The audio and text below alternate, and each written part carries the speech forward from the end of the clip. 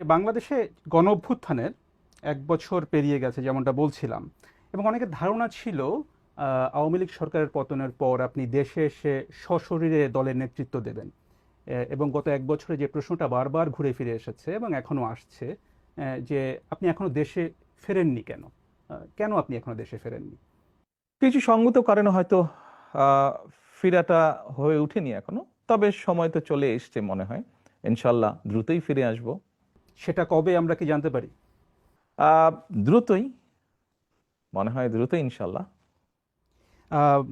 নির্বাচনের আগে কি তাহলে আপনি দেশে আসবেন এমন সম্ভাবনা তাহলে বলা যায়?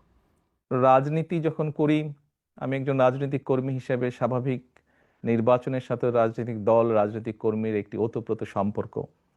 কাজেই যেখানে একটি প্রত্যাশিত জনগণের প্রত্যাশিত নির্বাচন হবে, সেই নির্বাচনের সময় কেমন করে দূরে থাকব?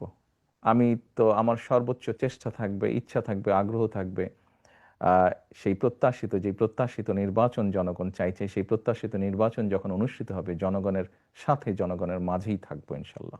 একটা বিষয় যেটা আপনার দল থেকে মাঝে দলের নেতাদের কেউ কেউ কখনো কখনো বলেছেন যে একটা নিরাপত্তার শঙ্কার কথা বলেছেন আপনি না আসার পেছনে।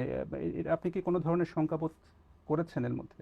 আহ বিভিন্ন রকম শঙ্কার কথা তো আমরা অনেক সময় বিভিন্ন ব্যক্তির কাছে তো শুনেছি, সরকারেরও বিভিন্ন ব্যক্তির কাছ থেকেও তো অনেক সময় অনেক শঙ্কার কথা আহ, বিভিন্ন মাধ্যমে বিভিন্ন মিডিয়াতে প্রকাশিত হয়েছে।